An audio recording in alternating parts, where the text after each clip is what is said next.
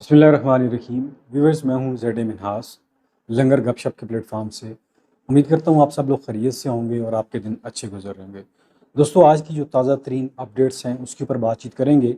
आप जानते हैं कि इस वक्त पंजाब में मुस्लिम लीग नून की हुकूमत है और मरीम नवाज़ साहबा वहाँ की चीफ़ मिनिस्टर भी हैं। उस हवाले से उन्होंने एक बिल पेश किया है, हुकूमत का मुजवज़ा हद तक इज़्ज़त बिल। ये बेसिकली साफ़ियों के बारे में है, इसके ऊपर बात करेंगे।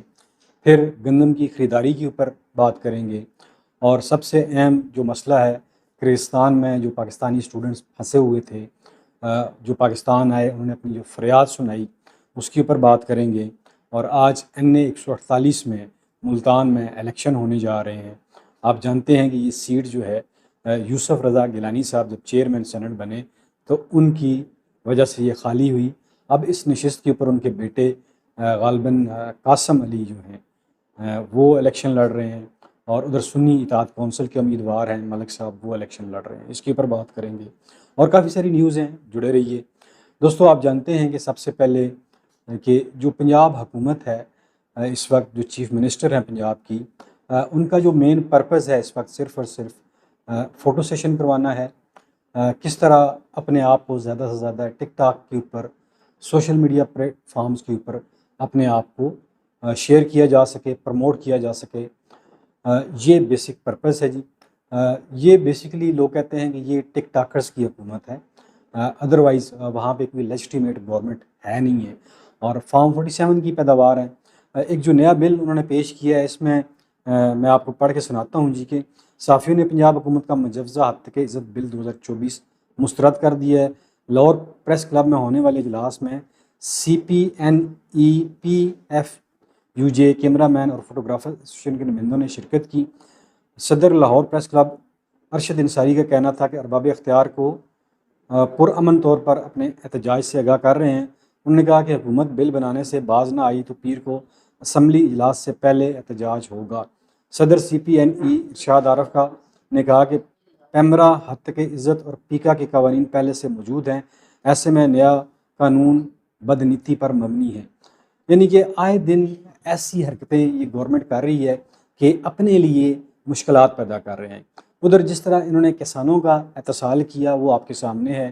किसान किस तरह बड़ी मुश्किल से गंदम उगाई उन्होंने और फिर इसका जो रेट तय किया 3,900 रुपये, उसके ऊपर भी पंजाब की गवर्नमेंट किसानों से गंदम नहीं ख़रीद रही। यानी कि वो कह रही है कि आप बेशक गंदम ज़ाया कर दें, क्योंकि निगरान हुकूमत ने तकरीबन 30-35 लाख टन गंदम जो है वो यूक्रेन से मंगवा ली थी। उसमें $1 अरब का घपला है और जिसका बातचीत आपने निगरान जो वज़ीर आज़म थे काकर साहब से भी सुनी। और जिस तरह उन्होंने फिर ताना दिया हनीफ अब्बासी साहब को कि 47 वाली हुकूमत है, और इस तरह ये मामला जो है इसको इन्होंने दबा लिया और पास्को के जो 2 अफसरान थे उन बेचारों को मअतल कर दिया। जो मेन करता धरता थे वो इस वक्त असम्बलियों में बैठे हुए हैं। उधर जी KPK की गवर्नमेंट ने बड़ा ऐलान किया है कि हम जो पंजाब के किसान हैं उनसे गंदम हम ख़रीदेंगे। और इसके ऊपर भी अब इन्हें तकलीफ़ हो रही है कि KPK गवर्नमेंट जो है पंजाब के किसानों से गंदम क्यों ख़रीदेगी।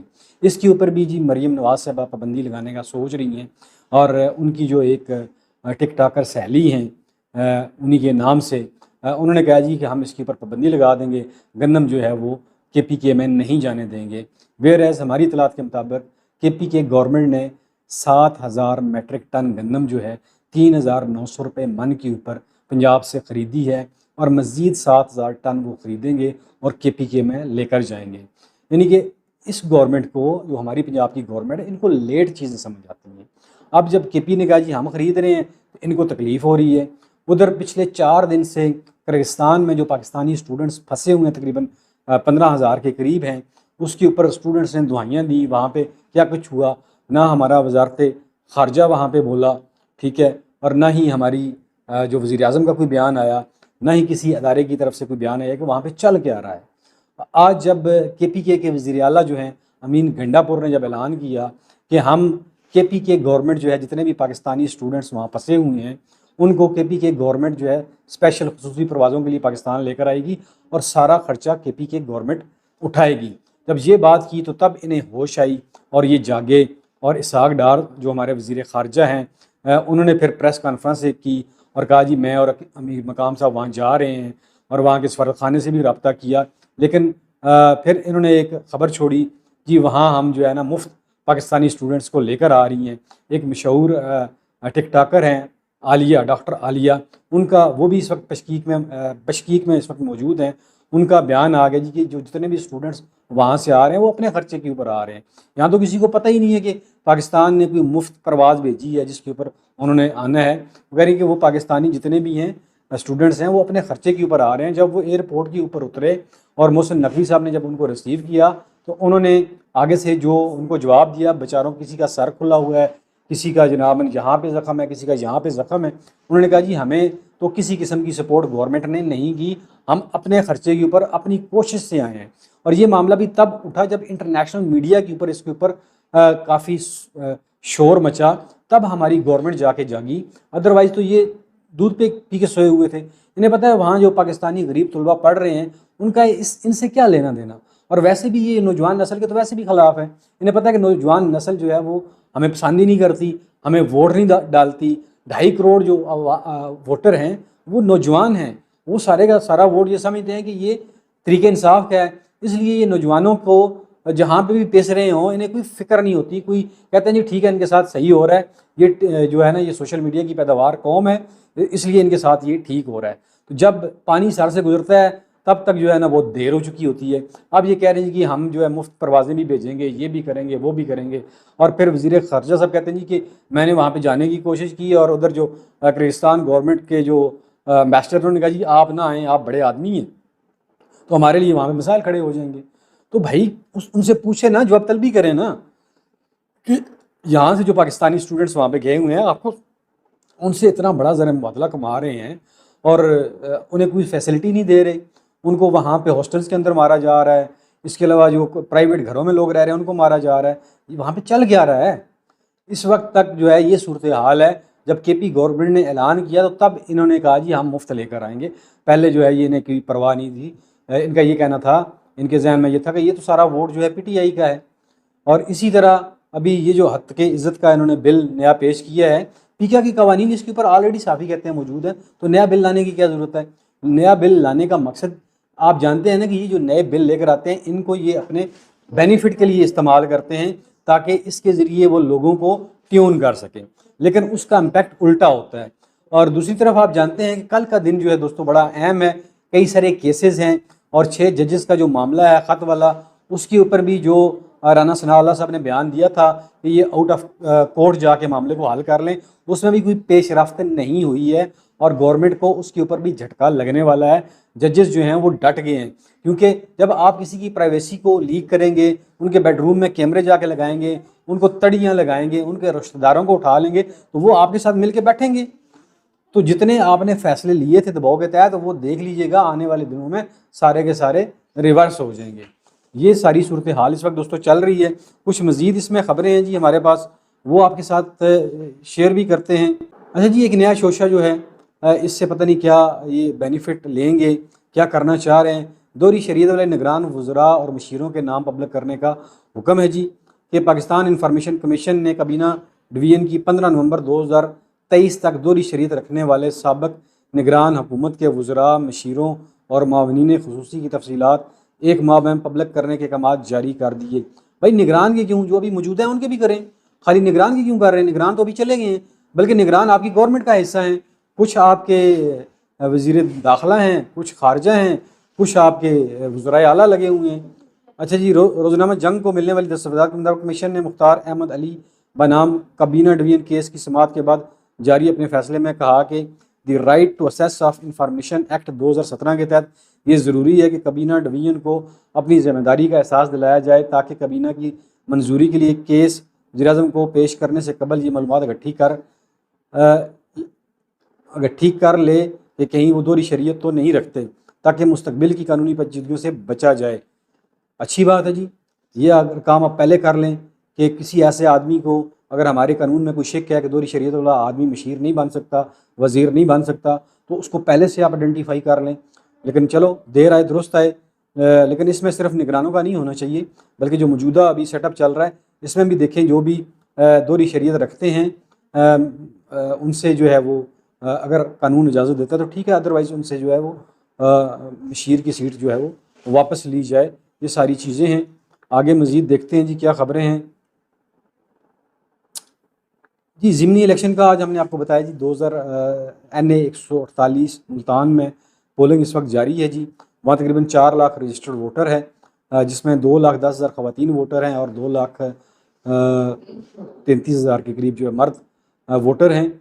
इसके ऊपर सुन्नी इत्तेहाद कौंसिल के भी मेंबर हैं जो इलेक्शन लड़ रहे हैं, और यूसुफ रज़ा गिलानी के जो बेटे हैं अली कासम गिलानी वो हैं, और जो सुन्नी इत्तेहाद कौंसिल के उम्मीदवार हैं बैरिस्टर तैमूर अल्ताफ़ वो इलेक्शन लड़ रहे हैं।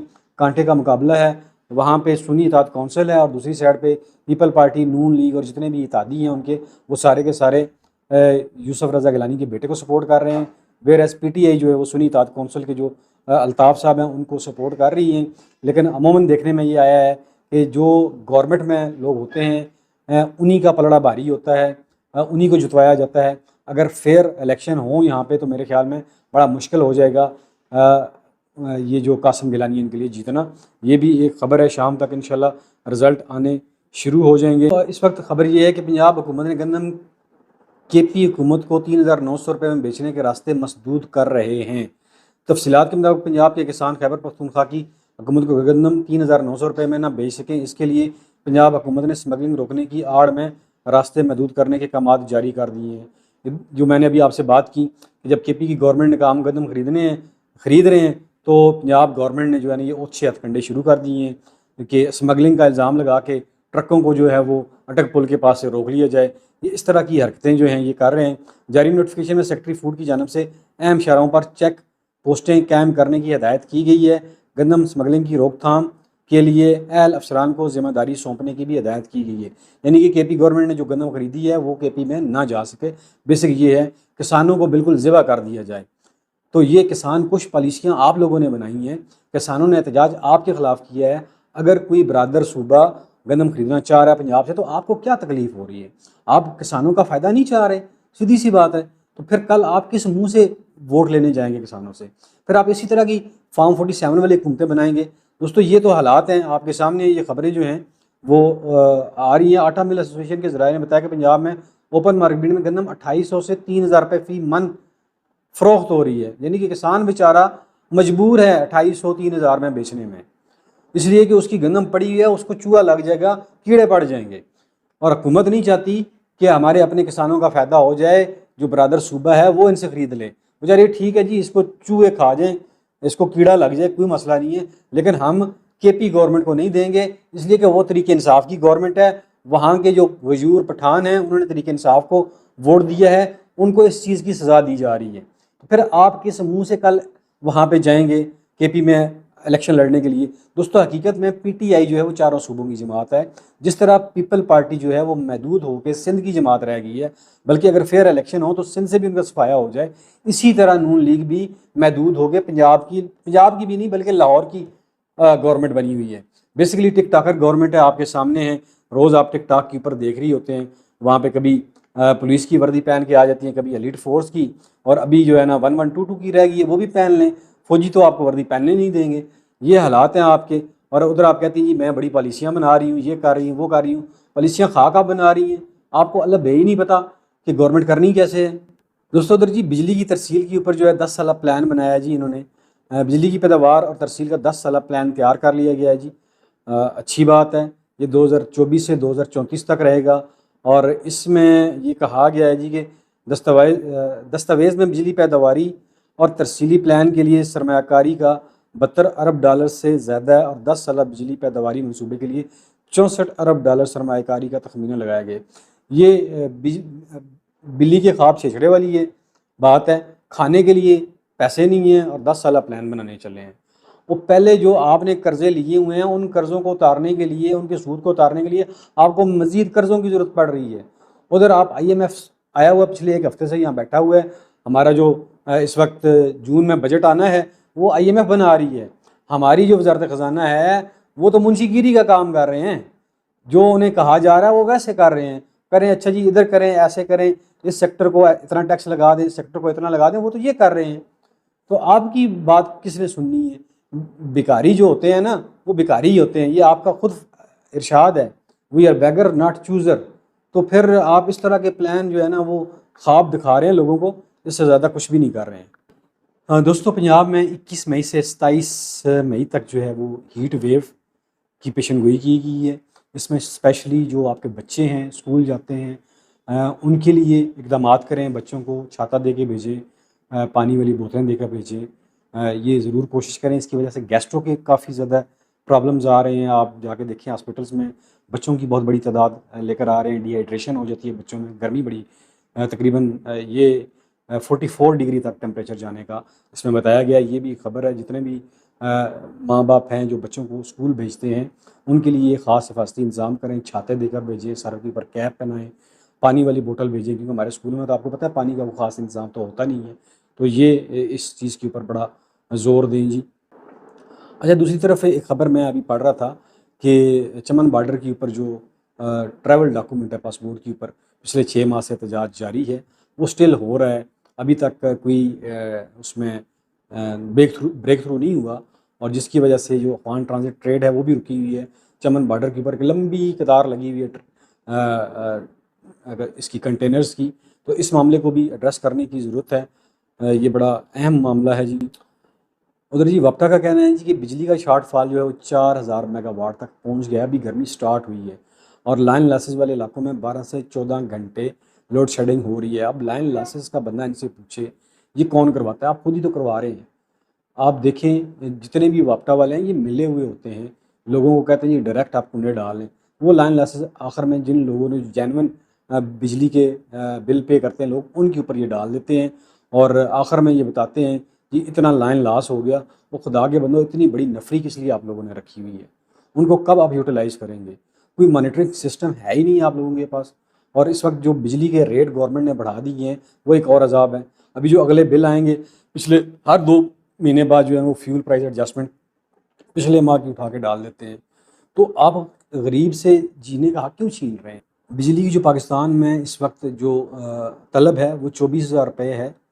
24,000 मेगावाट है, जबकि हम 20,000 मेगावाट जो है वो बिजली पैदा कर रहे हैं। तरबेला के 8 पावर प्लांट बंद हैं जी। लाइन लॉसेस वाले इलाके में इतनी लोड शेडिंग हो रही है। तकसीम कार कंपनियां मुख्तस शुदा कोटा वसूल करें तो लोड शेडिंग में कमी हो सकती है। सिस्टम ओवरलोड होने से बचाने के लिए डेस्कोस शहरी इलाकों में 2 घंटे जबकि दही इलाकों में 4 घंटे लोड शेडिंग कर सकती है। लाइन लॉसेस वाले चोरी अदम रिकवरी वाले इलाकों में लोड शेडिंग का दौरानिया तवील है। कमाल है जी। ये पाकिस्तान को 75 साल हो गए मने हुए, और जो बेसिक नेसेसिटी है लोगों की अभी तक हम वो नहीं दे सके, और उधर हम 10 साल प्लान बना रहे हैं बिजली की तरसील का। भाई क्या तरसील का आप प्लान बना रहे हैं? ऑलरेडी जो आपके पास सिस्टम मौजूद है उसको अपग्रेड करें, उसमें चोरी रोकें। ये आपके करने के प्लान है। 10 साल प्लान जो आप बना रहे हैं उसमें तो आप ये बता रहे हैं लोगों को जी हमें इतना अरब डॉलर चाहिए।